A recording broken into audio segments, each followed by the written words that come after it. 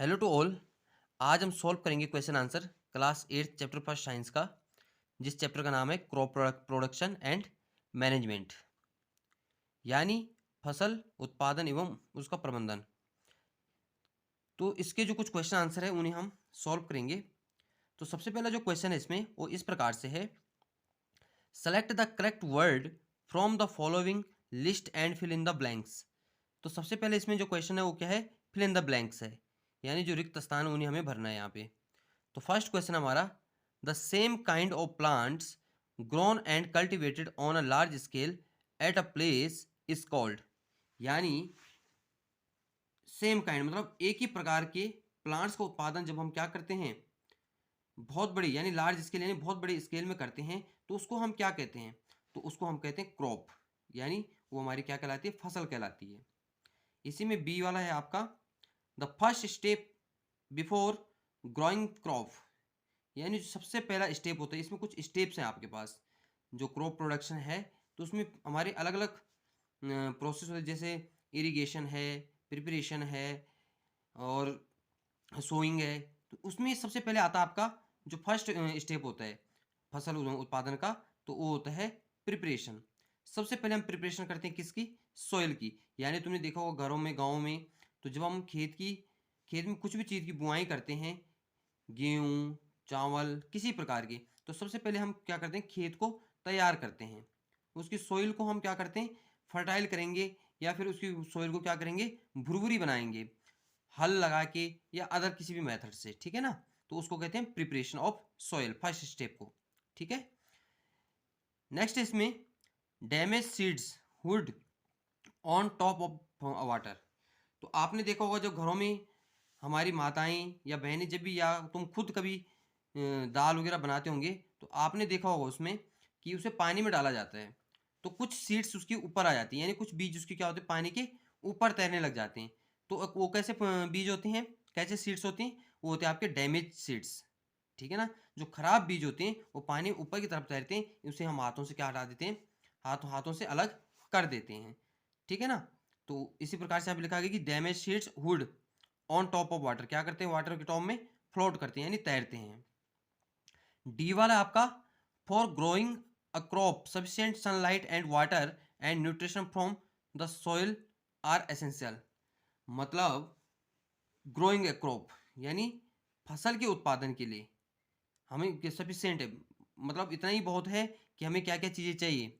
एक तो सनलाइट होनी चाहिए, यानी टेम्परेचर होना चाहिए, वाटर होना चाहिए, एंड न्यूट्रिएंट्स फ्रॉम सॉइल, यानी सॉइल में जो भी, सॉइल से जो भी न्यूट्रिएंट्स रूट्स द्वारा प्लांट्स क्या करते हैं, एब्जॉर्ब करते हैं, वही हमारे लिए क्या होते हैं, सफिशिएंट होते हैं, वही हमारे लिए बहुत होते हैं और बहुत ही ज़रूरी होते हैं। एसेंशियल मतलब बहुत ही ज़्यादा ज़रूरी वो चीज़ें होती है, जैसे sunlight, water and nutrition from soil. Clear. इसी प्रकार से हम अगर क्वेश्चन सेकंड देखें, match items in column A with those in column B.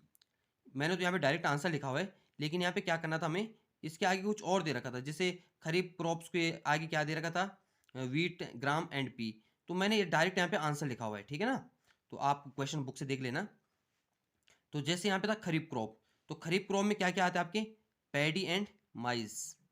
Paddy and धान, और क्या आएगी, धान बोलते हैं चावल के लिए, धान और मेज यानी मक्का, ठीक है ना। ये दो चीज़ें किस में आती है आपकी, खरीफ क्रॉप में आती है, यानी खरीफ की फसल जिसे हम कहते हैं। रबी क्रॉप्स में आ जाते हैं आपकी wheat, gram and P. Wheat यानी गेहूँ, ग्राम यानी चना, पी यानी मटर। तो ये तीनों चीज़ें किस में आ जाती है आपकी, रबी क्रॉप्स में, यानी रबी की फसल कहलाती है, ठीक है ना। तो इनका समय भी अलग अलग होता है, अभी आगे हम पढ़ेंगे। केमिकल फर्टिलाइजर, केमिकल फर्टिलाइजर क्या होते हैं, यानी जिसे हम खाद बोलेंगे, तो केमिकल खाद किसे बोलते हैं, हम बोलते हैं ना कि भाई खेतों में ज़्यादा केमिकल खाद का यूज हमें नहीं करना चाहिए। तो उसमें क्या आ जाता है आपका, यूरिया, और यहाँ पे सुपर हुआ है, सल्फर होना था इसने, सल्फर फास्फेट। सल्फर फास्फेट और यूरिया क्या आपका, ये आपका केमिकल फर्टिलाइजर होते हैं। जबकि हम ऑर्गेनिक मैन्योर क्या होते हैं हमारे, ऑर्गेनिक मैन्योर में आ जाते हैं, जिसे हम क्या कह सकते हैं, कार्बनिक खाद कह सकते हैं हम, ठीक है ना।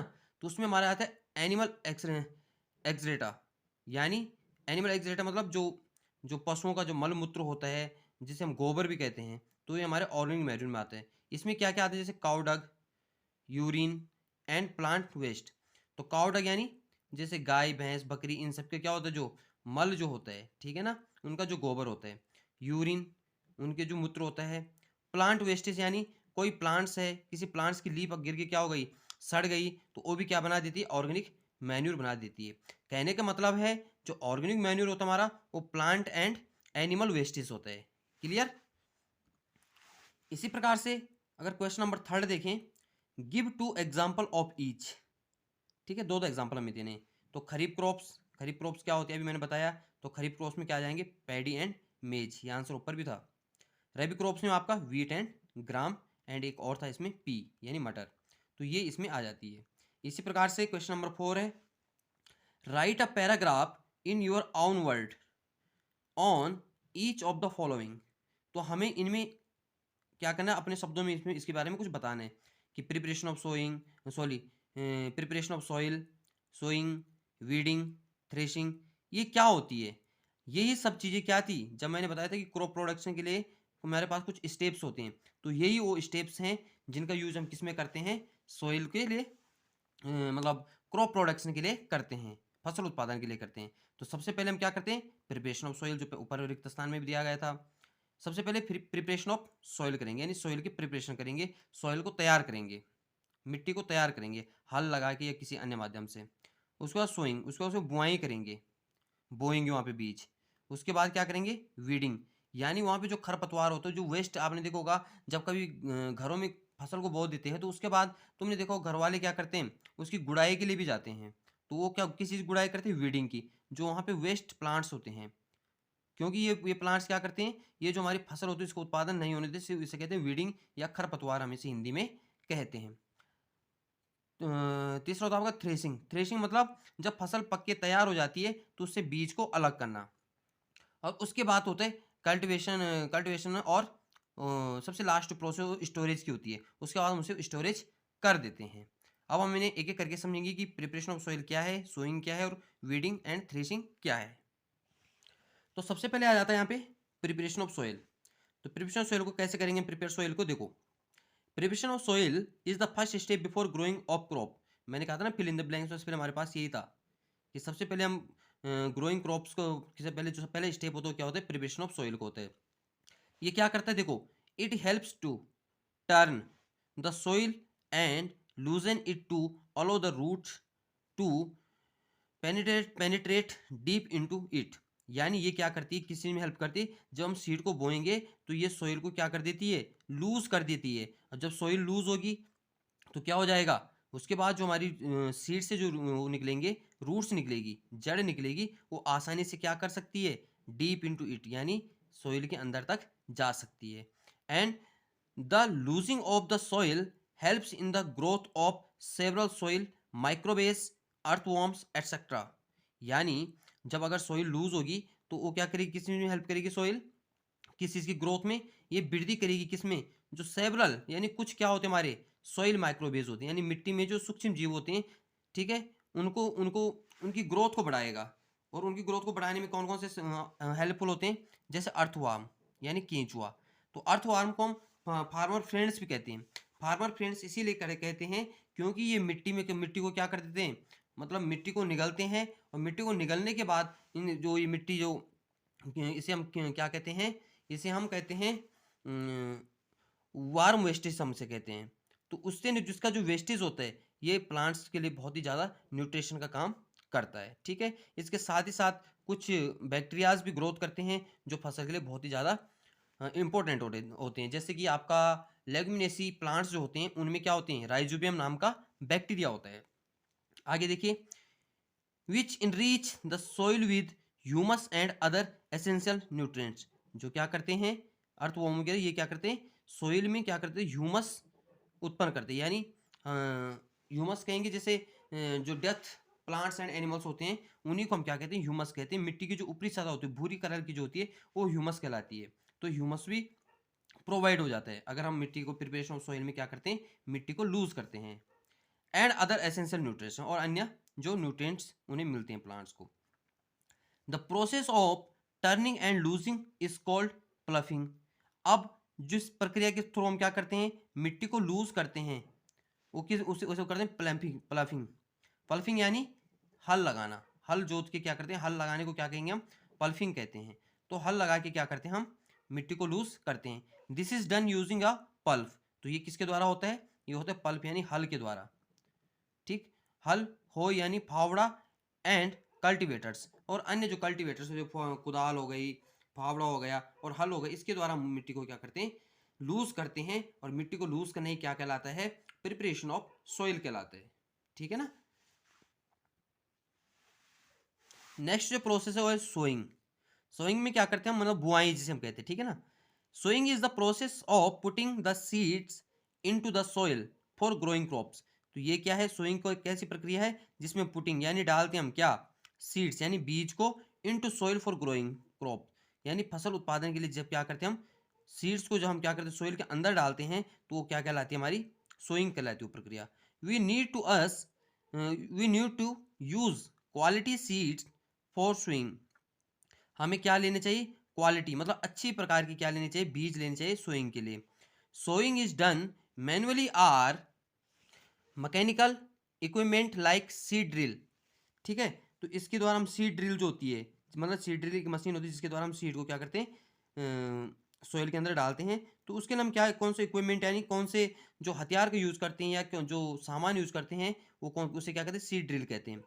Seed drill of few plants like rice is first grown a separate areas and then transplanted in the field। ठीक है ना। तो इसके इसलिए कि हम क्या करते हैं, सीड्स फॉर फ्यू प्लांट, जैसे राइस वगैरह में तुमने देखा हो, तो सबसे पहले बोने के लिए क्या करते हैं, सेपरेट करके हम करते हैं हम एरिया को, जिससे क्या हो सकते हैं, आसानी से वो क्या कर सकते हैं, फील्ड के अंदर बीज बोए जा सकते हैं। ठीक है।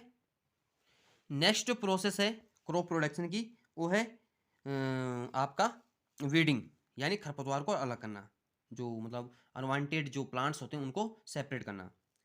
इन a field many other undesirable plants, undesirable मतलब जिससे हमें, जो हमें नहीं चाहिए, may grow along with the crops. तो क्या होता है फील्ड में कभी कभी, यानी जो फील्ड यानी जो खेतों में क्या हो जाता है कभी कभी, अनडिजायरेबल प्लांट्स, जो हम नहीं चाहते हैं, जिन प्लांट्स को मैंने कहा ना वेस्ट प्लांट्स हम कह सकते हैं, जिसे वो क्या कर देते हैं, grow along with the crop, यानी क्रॉप के अगल बगल वो उग जाते हैं। This undesirable plants are called weeds. तो उन अनडिजायरेबल जो प्लांट्स होते हैं उन्हें वीड्स कहते हैं। कभी कभी पूछ लिया जाए कि फिल इन द ब्लैंक से पूछा जाएगा कि undesirable plants are called dot dot, तो उसका आंसर लिखो आप वीड्स। तो फार्मर क्या करते हैं, देखिए, farmers use many ways to remove weeds. तो फार्मर जो किसान होते हैं वो उपयोग करते हैं अलग अलग तरीके, वेज मतलब अलग अलग तरीके, रिमूव अलग करने के लिए इन वीड्स को। Method to control weeds are, तो कौन से मेथड्स में देखो, tilling before sowing of crops. सबसे पहले आपने देखो जब हल लगाते हैं तो मतलब बोने से पहले क्या कर देते हैं हम, जो छोटे मोटे जो पादप पौधे होते हैं मिट्टी में, उन्हें क्या कर देते हैं, उस वहाँ से अलग कर देते हैं। हल लगाते लगाते उन्हें देखो, माता माता बहनों को देखो वहाँ से वो क्या कर देती है, वहाँ से जैसे हल लग रहा हो तो पीछे पीछे से उन्हें जो छोटी छोटी घास होती हैं उन्हें अलग कर देती है वहाँ से। उसे जैसे उसे हम क्या कहते हैं, फिजिकल रिमूवल कहते हैं। ठीक है ना। तो physical removal of weeds by uprooting और कटिंग, तो हम उसे या तो जड़ से उखाड़ देंगे या उन्हें ऊपर से काट देते हैं। दम क्लोज टू द ग्राउंड, ठीक है ना, जमीन के उन्हें अलग कर देते हैं। यूजिंग सर्टेन केमिकल कॉल्ड वीडसाइड्स, और कुछ हम क्या करते हैं, केमिकल के यूज भी करते हैं। जैसे बहुत सारे लोग खाद लाते हैं दुकान से, तो वो किस लिए लाते हैं, ताकि जो आपकी क्रॉप है उसमें इस प्रकार के जो वीड्स हैं या अनडिजायरेबल जो प्लांट्स है वो अलग किए जा सकते हैं। तो उन केमिकल को क्या बोलते हैं, वीडिसाइड्स बोलते हैं हम। ठीक है। नेक्स्ट हमारा थ्रेसिंग। थ्रेसिंग क्या कहते हैं, मैंने कहा कि थ्रेसिंग में हम क्या कर देते हैं कि जो फसल हमारी तैयार हो गई, जैसे हमारी चावल की खेती होती है, तो जब चावल पक के तैयार हो जाते हैं उसे काट के हम क्या कर देते हैं, एक मतलब उठा के उसे छोटी छोटी उसके बंडल बना के उसे क्या कर देते हैं, किसी पत्थर पे या ड्रम रखे उस पर उसे मारते हैं, जिससे उसे क्या हो जाते हैं, उससे उसके जो ग्रेन्स होते हैं, उससे दाने होते हैं वो अलग हो जाते हैं। तो उसी प्रोसेस को कहते हैं थ्रेसिंग। तो देखिए, threshing is the process of separating grains from seeds. ठीक है। तो क्या करते हैं हम थ्रेसिंग, क्या करते हैं, ग्रेन से क्या कर देते हैं, सीड्स को अलग करते हैं। फ्रॉम चाफ, ठीक है ना, वो जो ढेर होती है उससे। It is done after harvesting the crop. ये इसे हम कब करते हैं, हार्वेस्टिंग, यानी देखो थ्रेसिंग से पहले हार्वेस्टिंग भी एक प्रोसेस है, क्रॉप प्रोडक्शन का एक स्टेप है। ठीक है ना। तो हार्वेस्टिंग में क्या करते हैं हम, जो फसल को हम काटते हैं, जब फसल पक के तैयार हो जाती है तो उसको काट कर अलग करने को हम क्या कहते हैं, हार्वेस्टिंग कहते हैं। ठीक है, तो हार्वेस्टिंग के बाद हम ये चीज करते हैं, कौन सी वाली प्रोसेस, थ्रेसिंग वाली। It is usually carried out with the help of machine now as combine. तो हम इसे मशीन के द्वारा भी करते हैं, जिसे कंबाइन कहते हैं हम। दिस मशीन इज ऑप्टेंड, इसका ऑप्टेंड होना था, सॉरी कॉम्बाइंड होगा, कॉम्बाइंड हार्वेस्टर एंड थ्रेसर। तो इसको हम क्या, ये मशीन क्या होती है, कॉम्बाइंड हार्वेस्टर या थ्रेसर होती है। It harvest plants as well as clean grains. ये क्या कर देती है, कटिंग के साथ साथ जो हमारी ग्रेन्स होती है एकदम से क्लीन ढंग से इन्हें क्या कर देती, अलग करती है। तो कहने का मतलब क्या है, थ्रेसिंग कैसी प्रोसेस है जिसमें हम क्या कर देते हैं, चाफ से यानी ढेर से, हार्वेस्टिंग के बाद यानी कटिंग के बाद जब प्लांट्स को फसल को काट देते हैं तो उसके बाद उसके सीड्स को अलग करना, चाहे तुम गेहूं को अलग करते हो, चाहे चावल की हो, चाहे वो दाल हो, तो उसको हम क्या कहते हैं, थ्रेसिंग कहते हैं। ठीक है, इसके लिए हम मशीन का यूज भी करते हैं और फिजिकली हाथ से भी हम इसे अलग कर सकते हैं। ओके, अब पांचवा क्वेश्चन हमारा यहाँ पे देखिए, explain how fertiliser are different from manure. तो यहाँ पे वही चीज़ पहले आगे जो फर्टिलाइजर और मैन्योर वाली आई थी कि किसे फर्टिलाइजर कहते हैं और किसे मैन्योर कहते हैं। तो explain how fertiliser are different from manure, यहाँ पे हमें एक्सप्लेन करना है कि किस प्रकार से फर्टिलाइजर क्या है, मैन्योर से अलग है या मैन्योर फर्टिलाइजर से अलग है। मैंने बताया फर्टिलाइजर क्या है, एक केमिकल खाद होती है, जबकि मैन्योर क्या है, जो हमारे एनिमल और प्लांट वेस्टेज होते हैं वो होते हैं, चाहे डेड प्लांट्स हो या फिर जो हमारे एनिमल्स होते हैं उनके जो डग होते हैं, यानी उनका जो मलमूत्र होता है उसको हम मैन्योर कहते हैं। ठीक है, आपको पता ही होगा घरों में लोग स्पेशली इस चीज़ के लिए क्या करते हैं, एक दिन लोगों को क्या करते हैं, बुलाते हैं और एक ढेर जो लगाया होता है किसका, गोबर को, उसे खेतों तक पहुंचाते हैं। और ये बहुत ही अच्छा माना जाता है प्लांट्स के लिए, प्लांट न्यूट्रिशन के लिए। तो देखिए फर्टिलाइजर क्या क्या होता है, पहले फर्टिलाइजर को समझते हैं। ठीक है, दे कैन बी ऑर्गेनिक और इनऑर्गेनिक इन नेचर। तो ये कार्बनिक और अकार्बनिक रूप से नेचर में मिलते हैं हमें। ठीक है, दे ensure healthy growth and development of plants by providing them with nitrogen, phosphorus, potassium. तो ये मतलब एक हिसाब से क्या होते हैं, इंश्योर होते हैं हेल्थी ग्रोथ एंड डेवलपमेंट। मतलब ये देखो डेवलपमेंट और ग्रोथ के लिए तो वैसे सही है प्लांट्स के लिए, लेकिन इसमें नाइट्रोजन, फास्फोरस, पोटेशियम एक्स्ट्रा तो मिल जाते हैं, लेकिन प्रॉब्लम यही होती है इसमें कि इसका अत्यधिक मात्रा में अगर यूज़ करें तो ये हानिकारक भी होते हैं। और ये क्या कर देती है, धीरे धीरे इनकी क्षमता को कम भी कर देते हैं। एक टाइम पे तो अच्छी फसल देंगे लेकिन उसके बाद धीरे धीरे कम होने लग जाएगी।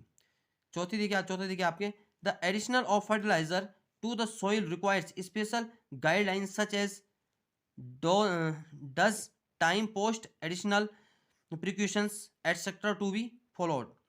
यानी इस फर्टिलाइजर को जो हम यूज़ करते हैं तो इसे हम इसकी ज़रूरत हमें क्या होती है, स्पेशल गाइडलाइन में ही हमें इसका प्रयोग करना चाहिए। ऐसे नहीं कि जितनी मर्जी आए, जो मर्जी आए हमने खेतों में इसे डाल दे कि अच्छी फसल होगी, ऐसा नहीं है। इसे स्पेशल गाइडलाइन के हिसाब से हमें डालना चाहिए कि कितनी इसकी मात्रा पड़नी चाहिए पौधों के लिए, कितनी इसकी आवश्यकता होनी चाहिए, और आवश्यकता से अधिक अगर ये पौधों को मिल गई तो ये धीरे धीरे हमारी सॉइल को क्या कर देती, फर्टिलिटी को क्या कर देगी, कम कर देगी।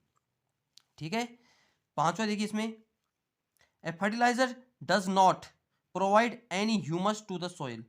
तो जो फर्टिलाइजर होते हैं ये किसी भी प्रकार का ह्यूमस, ठीक है ना, किसी प्रकार का ह्यूमस क्या नहीं करते, प्रोवाइड नहीं करते हैं सॉइल को, जबकि ह्यूमस बहुत जरूरी है माइक्रोवेव्स की ग्रोथ के लिए।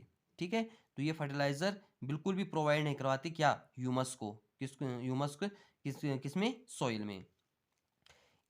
It's excessive use cause water pollution. देखिए इसका जो यूज अत्यधिक उपयोग करने से क्या हो सकता है, वाटर पोल्यूशन। हम डीडीटी वगैरह या अन्य खाद जो यूज करते हैं केमिकल वाले, तो वाटर पोल्यूशन होता है, क्योंकि खेतों से जब पानी बह के जाएगा स्रोतों में तो वो पानी पीने योग्य नहीं होगा। तो जो पानी पीने योग्य नहीं होता है वो उस वाटर को हम क्या कहते हैं, वाटर पोल्यूशन कहलाता हो। ठीक है, it can not replaced organic matter of the soil. ये किसी प्रकार की मतलब ऑर्गेनिक मैटर को सॉइल में क्या नहीं करते हैं, रिप्लेस नहीं करते हैं। ठीक, अब वहीं पे देखिए मैन्योर की क्या क्या विशेषताएं हैं। तो मैन्योर में आप देखोगे तो मैन्योर में सबसे पहले आ जाता आपका कि मैन्योर जो होता है आपका, ये तो फर्टिलाइजर की मैंने बताई है, ये अंतर था फर्टिलाइजर और मैन्योर में।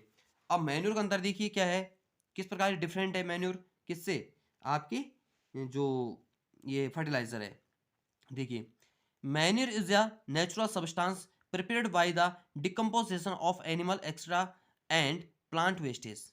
तो मैन्यूर क्या है? मैन्यूर एक नेचुरल सब्सटेंसेस है, ध्यान रखना। क्या है? एक नेचुरल सब्सटेंसेस है जो प्रिपेयर होते हैं किससे? डिकम्पोजिशन यानी अपघटन से। जब पूरी तरह से डिकम्पोज हो जाती है, मतलब कोई प्लांट्स या एनिमल जब पूरी तरह से डिकम्पोज हो जाता है, कहाँ पे? वाटर में। तो वही वो कह रहे हैं यहाँ पे कि animal extra and plant wastage. तो मैन्यूर क्या है? एक नेचुरल सब्सटेंस है जो किसके द्वारा? Decompose animal extra and plant wastage से तैयार किया जाता है। दूसरा देखिए, जबकि ये क्या था? ये मैन मेड था, जो फर्टिलाइजर था और मैन मेड था। Manure is known to have a large quantity of organic, जबकि इसमें ऑर्गेनिक बिल्कुल नहीं था। जो फर्टिलाइजर था हमारा ऑर्गेनिक बिल्कुल नहीं है। तो manure is known to have a large quantity of organic materials and very little amount of plant nutrients. तो देखिए, तो जो क्या कह रहे हैं कि जो मैन्यूर होता है ये क्या करते हैं? इसमें क्या होते हैं? ऑर्गेनिक मटेरियल्स होते हैं जो सॉइल को क्या करेंगे? फर्टिलिटी के लिए बहुत ही ज़्यादा इंपॉर्टेंट होते हैं। और बहुत कम मात्रा में क्या होते हैं? बहुत अमाउंट ऑफ प्लांट न्यूट्रिएंट्स, और बहुत कम मात्रा में ही ये क्या कर देते हैं? प्लांट को न्यूट्रिशन दे देते हैं। दे नेक्स्ट है, they help in reaching the soil with organic matter and nutrients. क्या कह रहे हैं? दे हेल्प, ये मदद करता है इन reaching of the soil, soil को बढ़ाने के लिए ऑर्गेनिक मैटर एंड न्यूट्रिएंट्स। ये सॉइल में ऑर्गेनिक मैटर और न्यूट्रिएंट्स को भी क्या करती है? बढ़ाता है ये। कौन? मैन्योर। जबकि वो क्या कर रहा था? हमारा फर्टिलाइजर क्या कर रहा था? ये फर्टिलाइजर डिक्रीज कर रहा था, जबकि ये क्या करता है? इंक्रीज कर रहा है। किसको? ऑर्गेनिक मैटर एंड न्यूट्रिएंट्स को सॉइल में। The additional of menu does not require any special guideline. अब देखिए, इसको हम क्या कर रहे थे? स्पेशल गाइडलाइंस में क्या कर रहे थे? यूज कर रहे थे फर्टिलाइजर को। जबकि जो मैन्योर होते हैं इसके लिए हमें कोई स्पेशल गाइडलाइंस नहीं चाहिए, किसी स्पेशलिस्ट की क्या होनी चाहिए? आवश्यकता नहीं होती है। इसे हम जितनी मर्जी उतनी मात्रा में डालें, ये फिर भी क्या होते? सॉइल की फर्टिलिटी को बढ़ाते हैं। Manure provides humus to the soil. ठीक है, ये क्या करते हैं? जबकि यहाँ पे देख रहे होंगे यहाँ पे fertiliser does not provide any humus in the soil, जबकि ये क्या कर रहे हैं? ये ह्यूमस जो हमारी सॉइल होती है उसमें क्या करती है? ह्यूमस को बढ़ा रहा है, इंक्रीज कर रहा है। ठीक है, ना कि डिक्रीज कर रहा है। फर्टिलाइजर जैसे फर्टिलाइजर करता है डिक्रीज। ओके, लास्ट आपका यहाँ पे, it protect the environment and helps in recycling farm wastage. देखिए, ये क्या प्रोटेक्ट करता है? एक इन्वायरमेंट के लिए भी क्या है? हमारे पर्यावरण के लिए भी बहुत अच्छा है। और क्या हेल्प करता है?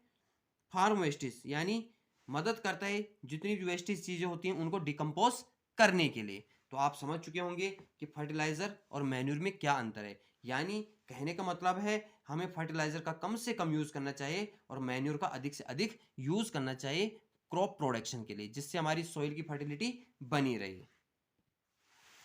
क्वेश्चन नंबर 6 देखिए, व्हाट इज इरिगेशन। देखो, सारा चैप्टर का निचोड़ इन्हीं क्वेश्चन आंसरों में आ जाएगा। ठीक है, आप ध्यान से देखिए। What is irrigation. इरिगेशन भी क्रॉप प्रोडक्शन का एक क्या है? स्टेप है। Describe to methods of irrigation which conserve water. अब हमें यहाँ पे क्या बताना है? इरिगेशन का बोलते हैं सिंचाई को। किसको बोलते हैं? सिंचाई करना क्या कहलाता है? इरिगेशन कहलाता है। जो हम पेड़ पौधों को जो वाटर प्रोवाइड करवाते हैं उस प्रक्रिया को क्या कहते हैं? सिंचाई कहते हैं। तो इंग्लिश में हम क्या कहेंगे उसे? इरिगेशन। तो इरिगेशन क्या है? हमें दो मेथड बताने इरिगेशन जिससे हम क्या कर सकते हैं? कंजर्व वाटर, यानी पानी को बचा सकते हैं, ज़्यादा से ज़्यादा पानी का यूज ना हो जिसमें। देखिए, supply of water to crops and appropriate interact is called irrigation. यानी जो वाटर की जो सप्लाई होती है अप्रोप्रिएट करने के लिए, जो मतलब सॉइल के लिए, क्रॉप प्रोडक्शन के लिए, वो क्या कहलाती है? इरिगेशन कहलाती है। The time and frequency of irrigation various according to different season, crop and soil types. तो यहाँ पे क्या कह रहा है कि जो इरिगेशन होता है तो वो एक डिफरेंट फ्रीक्वेंसी, मतलब अलग अलग तरीके से वो चाहिए। किसको? प्लांट्स को। तो वो डिपेंड करता है सीजन पे। हमारा बरसात का सीजन है तो वाटर की जो इरिगेशन की आवश्यकता में ज़्यादा नहीं होगी। इरिगेशन मतलब सिंचाई की आवश्यकता ज़्यादा नहीं होगी, क्योंकि पहले से पानी बहुत ज़्यादा होता है बरसात में।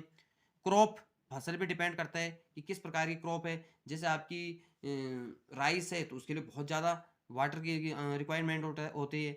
जबकि हमारा जो वीट्स होते हैं उसके लिए बहुत कम वाटर की रिक्वायरमेंट होती है, एंड सॉइल टाइप्स, और सॉइल का प्रकार भी इस पर डिपेंड करता है कि किस प्रकार की हमारी सॉइल है।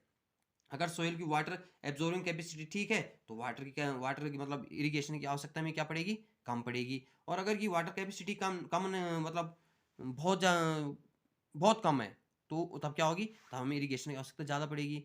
अब देखो, two methods of irrigation which help in conservation of water are, तो दो यहाँ पे मेथड दिए गए हैं जिससे क्या होती है, हम वाटर को क्या कर सकते हैं, कंजर्व कर सकते हैं। वाटर की कम मात्रा में हम अच्छी सिंचाई कर सकते हैं, अच्छा इरिगेशन हम कर सकते हैं। तो सबसे पहला मेथड जो है वो है स्प्रिंकलर सिस्टम। स्प्रिंकलर सिस्टम आप समझ रहे हो, स्प्रिंकलर मतलब स्प्रे टाइप का, जैसे आजकल उसमें कोरोना काल में तुमने देखा होगा जो हैंड वॉश था उसे स्प्रे करते थे ना, तो इसी प्रकार से अगर उसे हाथ से ऐसे एकदम से निकाल दो तो बहुत ज़्यादा हमें हाथों में क्या आ जाता हमारा, वो सैनिटाइजर आ जाता है। लेकिन उसमें क्या था, एक स्प्रे की तरह बना था वो, तो वो बहुत कम मात्रा में आता था और हाथ भी अच्छे से साफ हो जाते थे। इसी प्रकार से मेथड है स्प्रिंकलर सिस्टम। तो इसमें क्या होता है, सेम उसी प्रकार से the system is more useful on uneven land having fewer water supplies. In this method, water is supplied using pipes to one or more central locations within the field. When water is allowed to flow under high pressure with the help of a pump, it gets sprinkled on the crops. तो मतलब क्या किया जाता था, यहाँ पे देखो sprinkler में क्या किया जाएगा, इस प्रकार की माना क्या आपकी एक कई सारे पाइप जोड़े जाएंगे, ठीक है, एक मेन पाइप से। अब इसमें बारीक छेद किया, एक फोर्स सा पानी पड़ेगा तो पानी इस प्रकार जाएगा, इस प्रकार से जाएगा, ठीक है, एक जैसे फुहारे के रूप में जाएगा। तो फुहारे के रूप में जाएगा तो पानी सीधे रूट्स पे जाएगा, जिससे क्या होगा, बहुत कम मात्रा में क्या होगी, पानी की हानि होगी। क्लियर। अब देखिए नेक्स्ट कह रहा है इसमें ड्रिप सिस्टम। एक तो क्या था स्प्रिंकलर सिस्टम, दूसरा है ड्रिप मेथड। मतलब दो मेथड है जिससे हम इरिगेशन कर सकते हैं, जिससे वाटर कंजर्वेशन कर सकते हैं हम, मतलब पानी की कमी को रोक सकते हैं। In this system water is delivered at or near the roots of plants. देखो ड्रिप, ड्रिप में क्या होगा, इस प्रकार से क्यारियां हैं, ये क्यारियां हैं, तो ठीक जैसे यहाँ पे रूट्स है किसी प्लांट्स की, तो यहीं पे क्या किया जाएगा, यहाँ से पानी छोड़ा जाएगा तो सीधे रूट्स में जाएगा पानी, ना कि इनकी लीव में। और अब वाटर की आपको पता है कि वाटर की जो रिक्वायरमेंट होती है वो रूट्स में ही होती है प्लांट्स की, ठीक है ना। तो डायरेक्ट ड्रिप में क्या होगा, डायरेक्ट ड्रिप किया जाएगा यहाँ पे वाटर को, ठीक। तो वही यहाँ पे सिस्टम है, near plants drop by drop, बूंद बूंद करके, इसलिए तो ड्रिप मेथड कहा गया। This is the most efficient method of irrigation as there is no wastage of water at all. इसमें जैसे स्प्रिंकल में तो फिर भी पानी पहले एक फुहारे के रूप में छोड़ा जाएगा तो हो सकता है थोड़ा ज़्यादा यूज हो जाए, लेकिन इसमें बिल्कुल रूट्स में जाएगा एक ड्रॉप की फॉर्म में, तो बहुत कम मात्रा में पानी यूज होता है और प्लांट्स को पूरी मात्रा में जितना वाटर चाहिए उतना मिल जाता है। This method is important in areas where water availability is poor. ये सबसे अच्छा मेथड्स माना जाता है इरिगेशन का। कौन सा वाला मेथड, ड्रिप मेथड। तो कभी पूछा जाए सबसे बेस्ट मेथड कौन सा होता है इरिगेशन का, तो है ड्रिप मेथड। कौन सा, जहाँ पे वाटर की अवेलेबिलिटी बहुत कम होती है वहाँ के लिए सबसे अच्छा होता है। मैंने कहा ना इस प्रकार की क्यारियाँ बनाई दी जाती है और ये आपके रूट्स है, तो डायरेक्ट पानी को यहीं पे छोड़ा जाएगा। एक इस प्रकार की अलग अलग प्रकार से कर सकते हैं, एक या तो क्यारियाँ बना के या फिर डायरेक्ट यहाँ पे जो पानी एक पाइप के थ्रू यहाँ पे बूंद बूंद करके पानी या ड्रॉप के फॉर्म में या फिर चाहे थोड़ा ज़्यादा मात्रा में डालें तो सीधे उसको किसको प्रोवाइड होगी, ये रूट को प्रोवाइड होगी। क्लियर हुआ इतना। अब देखिए क्वेश्चन नंबर 7 आपका, if wheat is sown in the kharif season what would happen, discuss. ये क्या करे कि अगर वीट यानी गेहूं को बोया जाए खरीफ के सीजन में, यानी जब चावल को बोना हो तब अगर गेहूं को बोए तो क्या होगा, व्हाट वुड हैपन, क्या होगा, डिस्कस कीजिए, बताइए क्या होगा। सिंपल सी बात है, होगा क्या, फसल ही नहीं होगी। तो देखिए if wheat is sown in the kharif season from June to October, यानी हम वीट को क्या कर देते हैं खरीफ के सीजन में। खरीफ के सीजन कब होते हैं, जून से अक्टूबर के बीच होते हैं, ठीक है ना। जून जुलाई अगस्त सितंबर अक्टूबर इसी बीच इस फसल को बोया जाता है, खरीफ की फसल को। तो if wheat is sown in the kharif season यानी June to October, then the whole crop might get destroyed, सारी फसल क्या हो जाएगी, बर्बाद हो जाएगी। क्यों, बिकॉज क्योंकि और many factors such as lack of optimum temperature, adaptability, availability और पेस्टिस। देखिए क्यों होगा, क्योंकि कई सारे फैक्टर्स डिपेंड करते हैं, जैसे टेम्परेचर, गेहूं के लिए जो टेम्परेचर होना चाहिए वो नहीं मिलेगा, उसकी जो अडेप्टेबिलिटी है, अनुकूलन जो है वो उसे नहीं मिल पाएगा, उसकी अवेलेबिलिटी, पेस्टिस यानी जो उसे मिलने चाहिए, पेस्टिस यानी माइक्रोवेव्स को ही जोड़ दें तो वो उसे इस समय नहीं मिल सकता। अगर आप बहुत गर्म एरिया में रहने वाले हैं और आपको एकदम से माइनस वाले टेम्परेचर में रखा जाए तो क्या आप वहाँ पे जीवित रह पाओगे? नहीं, आपको वहाँ पे या तो आप वहाँ पे बहुत जल्दी हमारी डेथ हो जाएगी, या फिर हम वहाँ पे कुछ बीमार, या फिर मतलब एक हिसाब से वहाँ पे जी नहीं सकते, अडेप्ट नहीं कर सकते। तो वही इसके साथ भी होते हैं। Kharif season includes the rainy season, क्योंकि खरीफ की जो सीजन है ये रेनी सीजन है, बरसात का सीजन में वो ये तैयार की जाती है। आपने देखो जो रुपाई होती है, जब बरसात का सीजन होता है तभी रुपाई का काम किया जाता है। Which is not favourable for the growth of wheat crops, तो इसलिए ये क्या नहीं है, अच्छी नहीं है वीट क्रॉप्स के लिए ये season. Therefore wheat crop should not be sown during season, तो इस सीजन में इसलिए हम क्या नहीं कर सकते, इस फसल को नहीं बो सकते, किसको, वीट को, जब खरीफ को बोना हो, क्योंकि खरीफ की फसल के लिए क्या चाहिए, ज़्यादा मात्रा में पानी चाहिए, जबकि वीट को नहीं चाहिए। क्लियर। नेक्स्ट हमारा यहाँ पे explain how soil gets affected by the continuously plantation of crop in field. तो क्या कह रहे हैं यहाँ पे कि हमें एक्सप्लेन करने की कैसे, अगर हम कंटिन्यूअसली एक ही फसल को उगाते हैं कि किसी उसमें, तो किस प्रकार से सॉइल को प्रभावित करेगी। यानी कोई खेत हमारा उसमें बार बार एक ही प्रकार की फसल बो रहे हैं, यानी चेंज नहीं कर रहे हैं फसल को वहाँ पे, यानी बार बार उसमें चावल ही उगा रहे हैं हर सीजन में, तो क्या होगा, सॉइल में क्या इफेक्ट पड़ेगा। तो देखो, if continuous plantation of crop is done in the field then the soil will because poor is necessary nutrients like nitrogen, phosphorus and potassium. देखो नाइट्रोजन, फास्फोरस, पोटेशियम ये बहुत इंपॉर्टेंट होते हैं सॉइल के लिए। और अगर हम बार बार एक ही फसल को वहाँ पे बोते हैं, बार बार एक ही फसल का यूज करते हैं सॉइल में, तो ये सारी चीज़ें क्या हो जाएगी, खत्म हो जाएगी। वहाँ से नाइट्रोजन खत्म हो जाएगा, वहाँ का फास्फोरस खत्म हो जाएगा, पोटेशियम खत्म हो जाएगा, और अन्य भी अन्य तत्व जो होंगे वो खत्म हो जाएंगे। Plant require nutrients for their proper growth and functioning, ठीक है। और प्लांट्स को रिक्वायर होती है न्यूट्रिशन की, बिल्कुल प्रॉपर न्यूट्रिशन की आवश्यकता होती है, किसके लिए, प्रॉपर ग्रोथ के लिए, और जो फंक्शन होते हैं, मतलब अच्छे बीज तभी उत्पन्न हो पाएंगे, अच्छी फसल तभी होगी जब उसमें ये सारे तत्व होंगे। और हम बार बार एक ही फसल बोएंगे तो ये सारी चीज़ें क्या हो जाएगी, खत्म हो जाएगी। When a farmer continuous to grow crops one after one the other then all nutrients available in the soil. और अगर फार्मर क्या करता है, कंटिन्यूअस क्या करता है, क्या ग्रो कर रहा है क्रॉप्स में, यानी जो फसल में क्या कर रहा है, बार बार, यानी वन आफ्टर द अदर, एक बार कुछ कोई फसल, दूसरी बार दूसरी फसल, इसे हम क्रॉप साइकिल भी कहेंगे या फसल चक्र भी कहते हैं। और ये बहुत जरूरी है किसके लिए, सोइल की फर्टिलिटी के लिए। Then all nutrients available in the soil, तो क्या होगा, सारे न्यूट्रिएंट्स हमारी सोइल में मिल जाएंगे हमें। Soil reduce and the crop yield decrease automatically, तो अगर इस प्रकार से नहीं करेंगे तो क्या होगा, जो हमारी क्या हो जाएगी, रिड्यूस हो जाएंगी क्रॉप से सारी, क्या जो सोइल की फर्टिलिटी है या न्यूट्रिएंट्स है वो सारे खत्म होंगे। अगर फार्मर ऐसा करते हैं कंटिन्यूअस, सॉरी ये मैंने गलत बोल दिया था यहाँ पे, तो वन आफ्टर द अदर, मतलब एक के बाद दूसरी बार भी सेम फसल को अगर वहाँ पे कंटिन्यूअसली करता है तो ये क्या हो जाएंगे, रिड्यूस हो जाएंगे न्यूट्रिशन, और जिससे क्या होगी, आपकी क्रॉप की जो फर्टिलिटी है वो क्या हो जाएगी, खत्म हो जाएगी। इसलिए हमेशा हमें एक फसल के बाद दूसरी फसल को बोना चाहिए। यानी जैसे अभी गेहूं बो दे, दूसरी बार कुछ दूसरी फसल उसमें बो दे, फिर चाहे तुम उसमें फिर गेहूं बो दो, तो इस प्रकार से खेत में बार बार अलग अलग फसल को बोना चाहिए। नेक्स्ट है आपका यहाँ पे व्हाट आर वीड्स, ये मैं पहले भी चर्चा कर चुका हूँ, वीड्स यानी खरपतवार। How can we control them, और कैसे हम इसे कंट्रोल कर सकते हैं, मैं पहले बता चुका हूँ आपको, ठीक है, पहले चर्चा होगी, इसमें ज़्यादा बात नहीं करेंगे, सीधे मैं पढ़ूंगा यहाँ पे। Weeds are unwanted wild plants that grow in the field, तो मैंने पहले कहा कि अनडिजायरेबल प्लांट्स या अनवांटेड वाइल्ड प्लांट्स होते हैं, जंगली क्या होते हैं, पौधे होते हैं जो फील्ड में यानी खेत में उग जाते हैं। Weeds compete with the crop for nutrients light and space, तो बहुत सारी क्या करती है वहाँ पे क्या कर देती है, क्रॉप के बीच उसके न्यूट्रिशन को खत्म कर देती है, उसकी स्पेस को खत्म कर देती है। As a result crop plant get lesser nutrients light and space of their development, तो जिससे क्या होता है कि जो क्रॉप है वो, क्योंकि ये उग जाती है वहाँ पे ये वीड्स उग जाते हैं, खरपतवार या जंगली घास वहाँ पे उग जाती है, जिससे हमारी जो क्रॉप्स होती है, जो मेन क्रॉप्स होनी बोनी, चाहे गेहूँ, चावल, दाल कुछ भी है, तो उसके लिए जो न्यूट्रिएंट्स चाहिए, उसके लिए जो लाइट और उसके लिए जो स्पेस यानी जगह चाहिए, वो क्या हो जाती है, खत्म हो जाती है। वहाँ पे किसका डेवलपमेंट हो जाता है, इस जंगली घास का क्या हो जाता है, मतलब जंगली घास का स्थान ले लेती है।